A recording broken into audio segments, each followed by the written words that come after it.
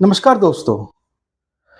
जरा सोचिए, जिस देश को आप सबसे भरोसेमंद साथी कहते हैं, वही अचानक आपके हर निर्यात पर 25% टैक्स लगा देता है, तो क्या होगा?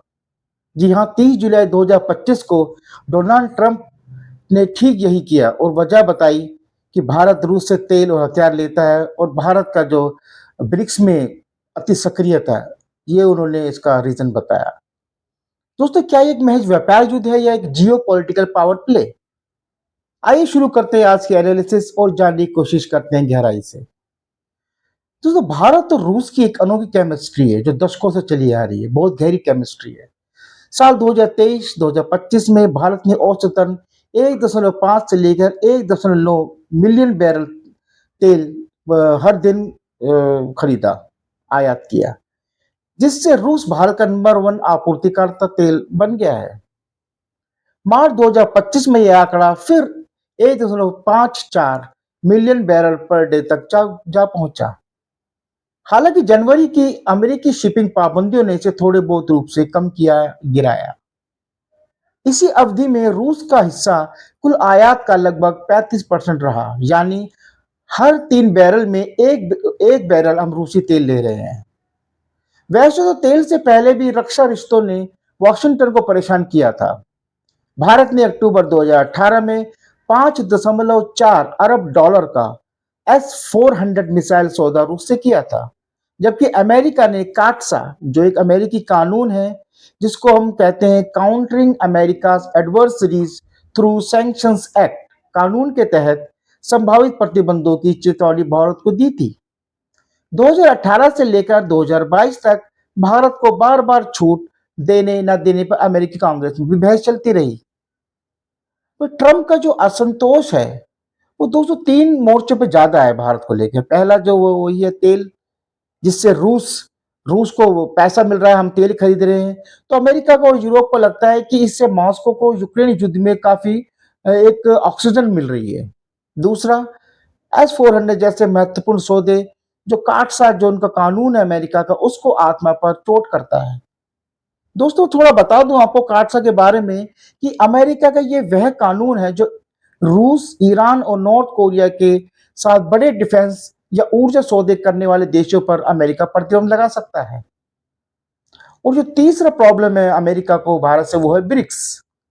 ट्रम्प ने 7 जुलाई 2025 को बता दिया था कि ब्रिक्स की अमेरिकी विरोधी नीतियों से जुड़ने वालों पर अतिरिक्त 10% टैरिफ लगेगा। इन तीनों बिंदुओं को एक फ्रेम में रखकर ट्रंप ने भारत को एक संयुक्त चुनौती बताया। 25% टैरिफ जो 30 जुलाई 2025 को ट्रंप ने घोषित किए, वो 25% जो जो है वो टैरिफ, यूनिवर्सल टैरिफ है, वो 1 अगस्त से लागू हो गए हैं। साथ ही रूसी तेल हथियार पर अतिरिक्त दंड का संकेत भी दे दिया है। ये कदम राजनीतिक दृष्टि से भी अमेरिका की फर्स्ट 2.0 अभियान को साधता है। चीन के बाद अब भारत भी कठोर रुख देखने को मिल रहा है। अमेरिका भारत की यह भी जताना चाहता है कि हम रूस का विकल्प भी बन सकते हैं। जैसे 2015 में जहां भारत को अमेरिकी कच्ची तेल का जो फ्लो था वो 10,000 बैरल दिन था, वही 2020 में कुछ महीनों में ये 220 से लेकर 560,000 बैरल दिन तक पहुंच गया। यूएस 2025 में रिकॉर्ड 357,000 बैरल दिन का निर्यात दिखाता है। ये आंकड़े बताते हैं कि वाशिंगटन अभी भी रूसी तेल का विकल्प हो सकता है। भारत ने 2024 में अमेरिका को 87 अरब डॉलर का माल निर्यात किया, जिसमें फार्मा, इलेक्ट्रॉनिक्स और ज्वेलरी थे। 25% शुल्क इन क्षेत्रों की लागत पर लगभग 5 से 7% बढ़ा देगा अब से। इससे रुपए पर दबाव बढ़ेगा और हमारे शेयर बाजार में भी बहुत ज्यादा दबाव दिख सकता है। अब भारत के पास दोस्तों क्या विकल्प हो सकते हैं? जो पहला विकल्प है वो ऊर्जा की अदला बदली, जैसे अमेरिकी एलएनजी क्रूड की खरीद और बढ़ाकर रूसी डिस्काउंट के बिना भी लागत संतुलन दिखाया जा सकता है। दूसरा, रक्षा विविधीकरण, जैसे अगला बड़ा रूसी हथियार सौदा को टालना तथा अमेरिकी यूरोपीय सिस्टम को अपनाना। तीसरा है कूटनीतिक सौदा। भारत जो है वो क्वाड और इंडो पैसिफिक सहयोग को आगे बढ़ाकर या रखकर वॉशिंगटन से टैरिफ रियायतें को निकाल सकता है। आगे जो तीन संभावित रास्ते नजर आ रहे हैं, वो ये हो सकते हैं जिसमें कोई बड़ी सौदेबाजी भारत करे।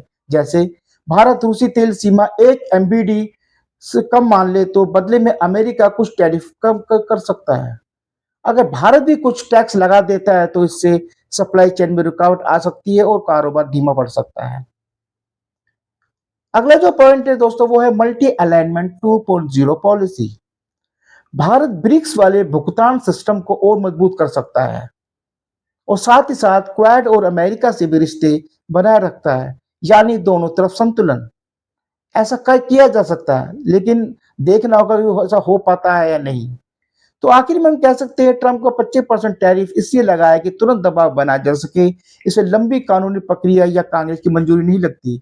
इससे भारत को साफ संदेश मिलता है कि अमेरिका उसकी रूस केंद्रित तेल हथियार डील और ब्रिक्स की डॉलर के बिना भुगतान कोशिशों पर तीखी नजर रखे हुए है।